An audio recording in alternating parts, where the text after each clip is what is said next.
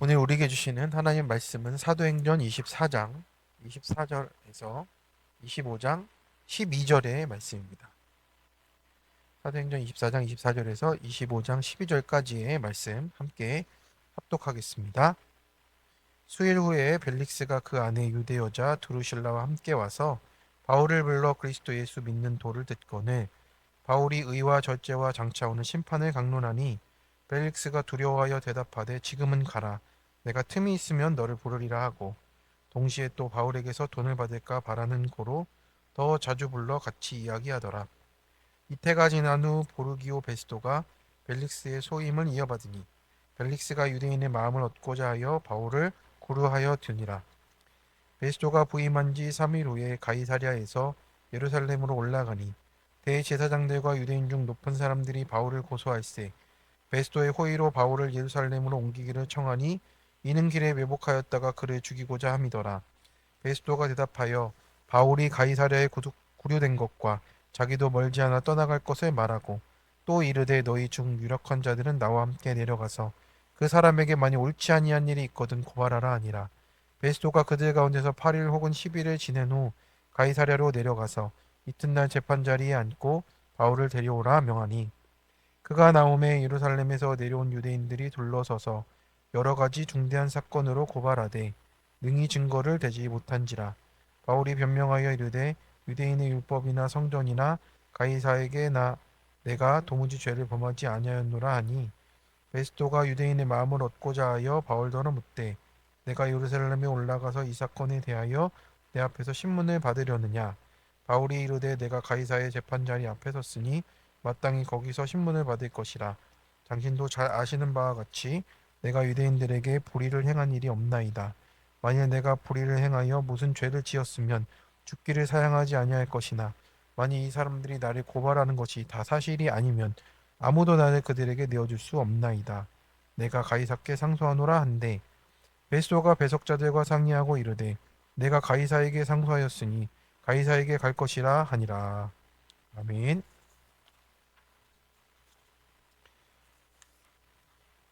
네, 오늘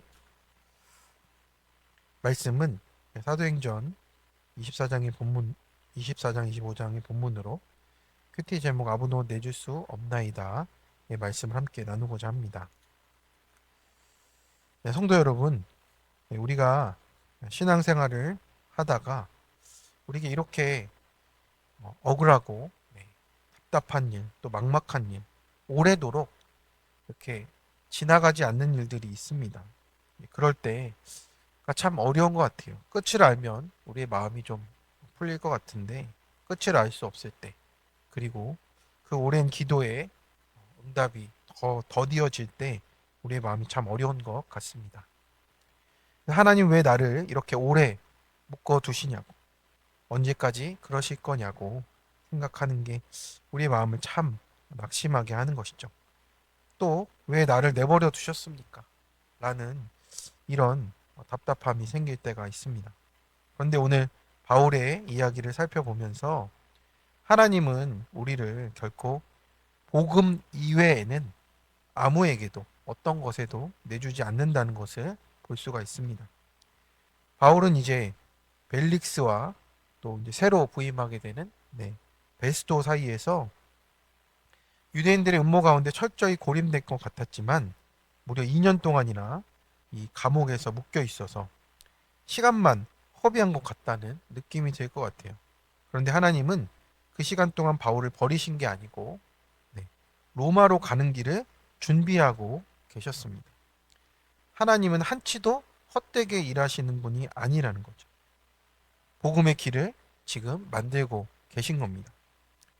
하나님은 사람의 손에 내어주시는 것 같아 보여도 결국은 그 하나하나가 하나님의 구속사를 이루는 하나님의 일로 붙드십니다. 또 오늘 말씀을 통해서 아무도 내줄 수 없나이다 고백하는 바울의 모습을 보면서 내 모습을 비추어 보고 하나님 앞에서 우리의 모습을 띵크해 보고자 합니다. 첫 번째로 못 들어도 자주 복음을 들려줘야 합니다. 24절에 보면 수일 후에 벨릭스가 그 안에 유대 여자 드루실라와 함께 와서 바울을 불러 그리스도 예수 믿는 도를 듣거늘 이렇게 되어 있습니다. 네, 이 사람들이 어떤 사람들인지 좀 살펴보고 알아야 됩니다. 벨릭스는 로마 총독이었고요. 드루실라는 헤롯 아그리파 1세의 딸이에요.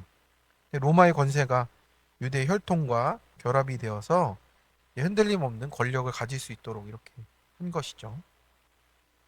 그래서 그들이 이제 죄수 바울 앞에 앉게 되었습니다. 그래서 아마도 벨릭스는 이제 유대교에 대해서도 많이 들었고 아내를 통해서 그리고 한창 시끄러웠던 예수 믿는 도에 대해서도 겉으로 듣고 알고 있었어요. 그래서 사실 벨릭스는 들어보고 싶은 마음이 있었던 것 같습니다.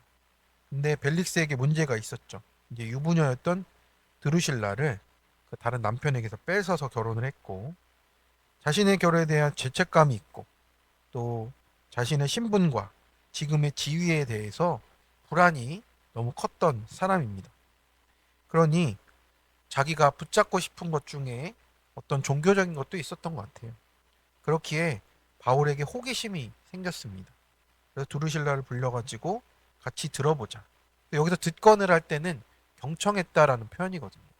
근데 이렇게 경청을 했지만 사실은 정말 들었던 것인지는 이 뒤에 보면 우리가 알 수 있습니다.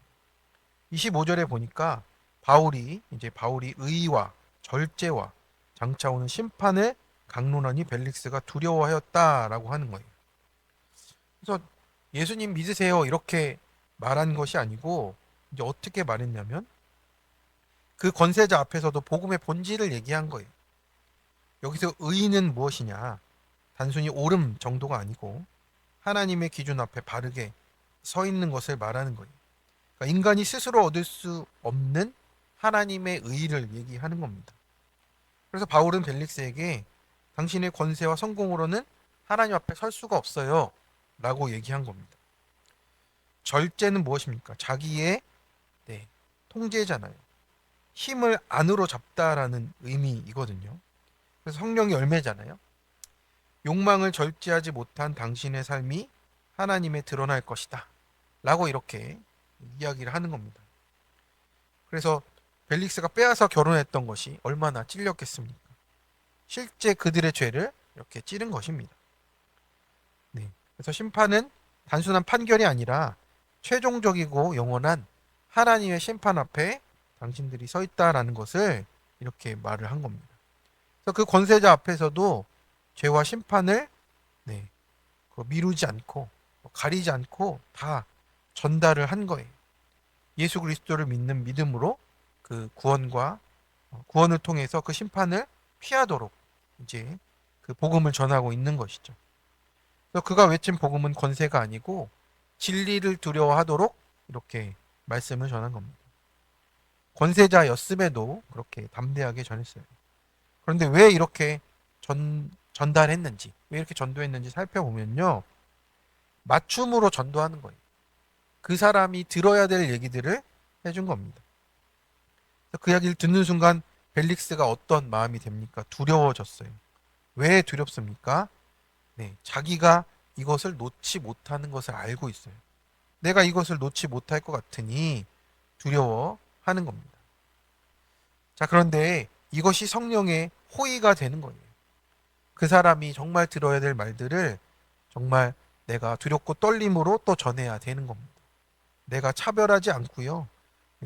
고발해도 오히려 사과하고 은혜와 복음 외에는 그 영혼들을 내어주지 않겠다 하는 그 성령의 호의가 우리 안에 있어야 된다라는 겁니다. 그래서 맞추어서 전도를 하고 내려가서 눈높이를 맞춰주는 겁니다. 그래서 결국엔 하나님께로 인도하는 것이 진짜 성령의 호의다라는 것을 오늘 우리에게 말씀해 주고 있는 겁니다. 벨릭스는 두려워하고 있어요. 그래서 깊이 찔려 불안한 상태, 그것을 두려움이라고 지금 헬라어로 말하고 있거든요. 그 두려움을 떨치기 위해서는 우리 어떻게 해야 됩니까? 회개로 나아가면 되는 거예요. 근데 회개로 나아가지 못하고 그냥 이렇게 말하는 거예요. 지금은 가라. 내가 틈이 있으면 너를 부를게.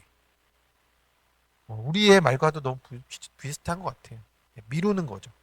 그리고 회개의 타이밍을 자꾸 내가 재고 있습니다. 사실은 하나님 말씀 앞에 그냥 우리가 그 순간에 내가 정말 그렇구나 인정하면 내 회개의 자리로 가게 되는데 지금은 아니다. 틈이 있으면 또 때를 기다려서 그렇게 하다 보면요. 결국에는 이 어떻게 됐습니까? 이 벨릭스는 그 기회를 나중에는 놓치게 됩니다. 26절에 보면 동시에 또 바울에게서 돈을 받을까 하는 이런 마음이 있었어요. 그래서 여기서 이야기하다라는 말은 교제하다 가까이 있다라는 거거든요. 자주 불러 가까이 했다라는 거예요. 그러니까 바울과 이렇게 친분을 쌓아서 얘기를 듣긴 했는데 다른 욕심이 섞여 있으니 이제 들리지가 않는 거예요. 내 마음밭이 가시밭이 되어 있으니까 세상 염려 욕심이 그걸 잘하지 못하게 막고 있는 거예요. 그래서 우리가 하나님께 가까이 가고 말씀에 가까이 간다는 것은 정말 우리가 하나님의 말씀을 듣는 그 자리로 들어서 순종하는 자리로 가는 것인데 자꾸 우리 다른 것이 섞여 있을 때 내 안에 있는 말씀이 자라지 못한다라는 겁니다. 그래서 성도 여러분, 벨릭스처럼 말씀을 자주 듣지만 회개로 나아가지 못하고 있다면 지금은 말고 틈이 있으면 자꾸 이런 식으로 우리가 미룬다면요. 내 마음이 지금 가시밭이다. 이거를 깨달아야 된다라는 거예요. 그래서 말씀을 많이 들을수록 좋은 게 아니고 한마디라도 내 죄를 찌를 때 엎드리는 것이 은혜다라고 말씀하세요. 우리 안에도 지금은 가라. 나중에 듣겠다. 이런 벨릭스의 마음이 있는지 잘 살펴봐야 한다라는 겁니다. 그래서 오늘은 주님이 이렇게 말씀하세요. 지금이 은혜 받을 때요. 지금이 구원의 날이라.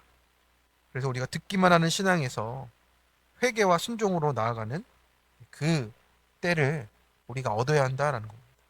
그래서 지금이 그 틈이고 회개할 때임을 고백하라고 하십니다. 적용 질문입니다. 내가 자꾸 지금은 아니고 틈을 보겠다며 순종을 미루는 것은 무엇입니까? 순종으로 나아가야 되는데 내 마음에 섞인 욕심과 변명은 무엇입니까? 아직 못 듣는 사람이지만 자주 복음을 들려줘야 할 사람은 누구입니까? 두 번째입니다. 숨겨진 의도를 막으십니다. 그렇게 지난 시간이요 2년입니다. 저도 이 단어를 보고 깜짝 놀랐는데 이틀을 잘못 쓴 거 아닌가 했는데 이태였어요. 그래서 벨릭스는 그냥 그렇게 들어도 믿지 못하고 흘러가 버리는 겁니다. 그러고는 총독이 바뀌었어요. 이제 회개의 때를 놓치게 된 거죠. 이제 벨릭스는 정치적인 실책으로 그 부패가 드러나서 황제에게 끌려갔어요. 그리고 새 총독 베스도가 부임했습니다. 그가 부임하자마자 어떤 일이 일어납니까? 1회 3절을 보면은 이제 대제사장과 유대인들은 또 이제 시작을 하는 거예요. 베스도의 호의로 이제 바울을 좀 옮겨달라. 이제 새로 부임도 했으니 우리한테 좀 이렇게 맞춰주라. 이렇게 이는 그렇게 말을 하는 겁니다. 이는 길에 매복하였다가 이제 죽이고자 하는 뜻이 있었던 거죠. 아무래도 인수인계 받으면서 그것들은 다 들었던 것 같아요. 그래서 그들은 여전히 바울 죽이기를 포기하지 않았고 2년이 지나도요 복음을 미워하는 마음이 여전했습니다. 그래서 매복하였다라는 이 헬라어를 보면 덫을 놓다 숨어 기다리는 거예요. 겉으로는 경건한 척하면서 성전의 최고 지도자인 이 대제사장은 속으로는 살인을 계획하는 이중적인 모습을 가지고 있었습니다. 그런데 하나님 놀랍게도 이 베스도의 행정적인 판단을 사용하셔서 그 음모를 막았습니다. 4절에서 5절에 보면 베스도가 바울이 가이사랴에 있는 것을 너희도 알지 않냐. 너희 중에 유력한 자들이 내려가서 그런 사람에게 옳지 않은 일이 있으면 고발을 해라. 이렇게 얘기한 겁니다. 그래서 베스도는 별 생각 없이 원칙을 말했지만 하나님은 그 원칙을 통해서 바울을 지켜주셨어요. 그가 8일 혹은 10일을 머물고 재판을 연기한 것도 하나님의 시간표 안에 있었던 것 같습니다. 성도 여러분, 우리 삶에도 이렇게 보이지 않는 매복 같은 일들이 생겨나는 거예요. 내가 생각하지 못한 사건들이 터지고 우리의 발을 묶을 수가 있습니다. 누군가의 오해가 있고 억울한 말들이 있고 불합리한 일들이 있을 때 우리가 억울하고 누명 쓴 자리에 있을 때 그 자리는 사람의 법정이 아니라 하나님이 나를 보호하시는 자리임을 우리가 기억해야 되는 거예요. 하나님이 지금 하실 일이 있다고 우리에게 사인을 주시는 겁니다. 그러나 하나님은 그 모든 유대인들의 숨은 의도를 막으시고 우리의 걸음을 인도하십니다. 악인의 계략도 하나님께서 쓰셔서 그 백성을 로마로 인도하고 계시는 거예요. 그래서 우리가 억울한 일을 당하는 중이라면 왜 저럴까? 왜 이랬을까? 하며 우리가 한탄하며 시간을 보내는 것이 아니고 주님 제 안에 숨은 의도가 무엇입니까? 하나님의 뜻은 무엇입니까를 우리가 물으며 가야 합니다. 그래서 그 물음이 회개의 자리이고 구속사의 시작이 되고 있습니다. 적용 질문입니다. 오랜 시간이 지났어도 여전히 내가 심판하고자 하는 것은 무엇입니까? 말씀에 순종하기보다 사람의 평판과 체면을 더 의식하여 결정하고 있지 않습니까? 불편해도 원칙을 지킴으로 보호받았던 경험이 있으십니까? 그것도 하나님 손에 있음을 고백하십니까? 세 번째입니다. 로마로 갈 길이 열리게 하십니다. 이제 바울은 다시 법정에 섰어요. 7절에 보면 예루살렘에서 내려온 유대인들이 둘러서서 여러 가지 중대한 사건으로 고발하되 능히 증거를 대지 못했습니다. 바울을 둘러싼 유대인들이 참 많았죠. 그런데 그 고발에는 증거가 없었어요. 감정적으로 밀어붙이기만 한 거죠. 목소리 큰 사람이 이긴다 이런 식으로 했던 것 같아요. 그런데 재판은 증거가 있어야 되잖아요. 바울은 8절에서 담대히 말합니다. 유대인의 율법이나 성전이나 가이사에게나 내가 도무지 죄를 범하지 아니하였다. 이렇게 말합니다. 여기서 이제 우리 개정판으로 그의 변명이라고 되어 있는데 이 변명은 원어적으로 증언하다라는 뜻이에요. 바울은 자신의 변호를 사실에 기초해서 증언했습니다. 사람에게서 인정받으려 하지 않고 오직 하나님 앞에서 정직하게 서 있기에 자신의 일만 그대로 그냥 나열만 해도 증언이 된 것입니다. 그런데 구절을 보니 베스토는 결국 정치인이다 보니까 유대인의 마음을 얻고자 예루살렘에 올라가서 신문을 받는 게 어떠냐라고 했습니다. 근데 여기서 유대인의 마음을 얻고자 했잖아요. 이 얻고자를 살펴보면 얻고자가 그냥 권면한 정도가 아니고요. 자기 뜻을 강하게 주장한 거예요. 그러니까 이 베스토가 유대인의 마음을 강하게 같이 한 마음으로 강하게 주장을 한 거예요. 예루살렘 가라라고 이렇게 세게 말한 겁니다. 사실은 이제 예루살렘에 있을 때 마음이 오락가락하게 된 것이겠죠. 이건 거래를 하려는 것이었는데 그때 바울이 이제 그 제안을 거절한 겁니다. 깨달은 거예요. 그래서 10절에서 11절입니다. 바울의 유명한 선언입니다. 내가 가이사의 재판자리 앞에 섰으니 마땅히 거기서 신문을 받을 것이다. 만일 이 사람들이 나를 고발하는 것이 다 사실이 아니면 아무도 나를 그들에게 내줄 수 없나이다. 내가 가이사께 상소하노라가 된 거예요. 그 유대 땅 변방에 있던 이 바울이라는 사람이 그 로마 그 세계 최고의 강국에 있는 황제께 상소한다는 말이 가당키나 하겠습니까? 그런데 지금 이 자리에서는 이 말을 할 수밖에 없게 된 거예요. 사도 바울도 이 베스토가 강하게 이렇게 주장을 하니 여기서 하나님이 이 자리에서 지금 결정을 하라고 하시는구나가 지금 느껴진 것 같습니다. 여기서 이제 내줄 수 없나이다 이 내줄 수 없다는 은혜로 넘겨주다 또 이런 뜻인데요.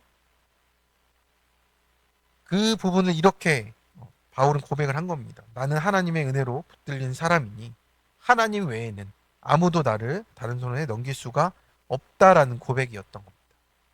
그러니까 바울은 2년간 감옥에서 시간을 헛되게 보낸 게 아니에요. 이렇게 시간이 지나는 동안 유대인들은 자기를 죽이는 것을 멈추지 않았고 새 총독이 와서 다시 원점으로 돌려 놓으려고 하는 이 모든 것에 대해서 하나님의 시각으로 바라보고 있었습니다. 그냥 시간을 보낸 게 아니고 하나님의 때가 언제인지를 본 겁니다. 그렇기 때문에 지금 총독이 압박하고 또 유대인들이 매복하고 이 모든 상황을 알고 있는 이 상황에서 자신의 목숨을 바쳐 나아가야 되는 사명이 로마로 가는 것이기에 자신의 입술을 통해서 가이사에게 상소하겠다는 그런 지혜를 하나님이 주셨습니다. 그래서 이제는 로마로 가라 하신 하나님의 뜻을 보았고 하나님이 그를 묶어두신 게 아니고 복음의 길을 여시는 시간과 때가 된 겁니다. 그렇기 때문에 사람이 막아도 하나님이 여시면요 막을 자가 없고 막으시면 아무리 열려 해도 나아갈 수가 없는 겁니다. 성도 여러분, 오늘 우리가 겪는 억울함, 지체, 또 막힘이 있습니다. 혹시 하나님이 이 모든 것을 통하여서 복음의 길이 열리는 로마로 보내시는 길이라는 것을 우리가 잘 해석해야 됩니다. 그 길이 복음의 길이라면 감옥도 구원 때문에 또 풀려나도 구원 때문에 그 모든 것이 복음의 장소로 열어 가시는 줄 믿습니다. 바울처럼 우리가 믿음으로 아무도 나를 내줄 수 없나이다. 복음이 아니면 하나님이 아니면 은혜가 아니면 내어줄 수 없음을 우리가 오늘 고백하며 복음의 자리로 나아가시는 우리 모든 성도님들 되시길 축원합니다. 적용 질문입니다. 지금 내가 있는 환경과 상황이 우연이 아니라 내게 주신 구원과 말씀이 들리는 환경임을 인정하십니까? 복음과 은혜 때문에만 나를 내어주시는 것을 고백하십니까? 오랜 시간 매여 있을 때 시간만 흘려보내고 있습니까? 로마로 가게 하시는 하나님의 말씀과 은혜를 매일매일 붙들고 가십니까? 네, 기도하겠습니다. 주님, 오늘도 말씀 앞에 서게 하심을 감사를 드립니다. 바울처럼 진리 앞에서 담대하게 서지 못하고 벨릭스처럼 듣기만 하고 미루며 합리화했던 저희 완악함을 용서하여 주시옵소서. 복음에 떨림이 왔을 때 지금은 가라 했던 것을 피했던 내 마음을 회개합니다. 주님, 저의 숨은 의도와 계산을 아시지요. 사람의 눈치를 보며 은혜인 척했던 거짓된 마음을 내려놓고 보이지 않는 음모 속에서도 주께서 막으시고 지키심을 믿으며 주님 온전히 그 길을 갈 수 있도록 인도하여 주옵소서.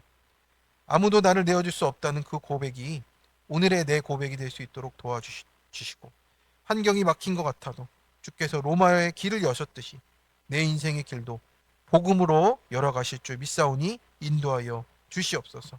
그래서 사람이 아니라 하나님께 상소하며 오늘도 담대히 걸어가는 저와 우리들이 될 수 있도록 인도하여 주옵소서. 모든 말씀 예수 그리스도의 이름으로 기도드립니다. 아멘. 우리 시간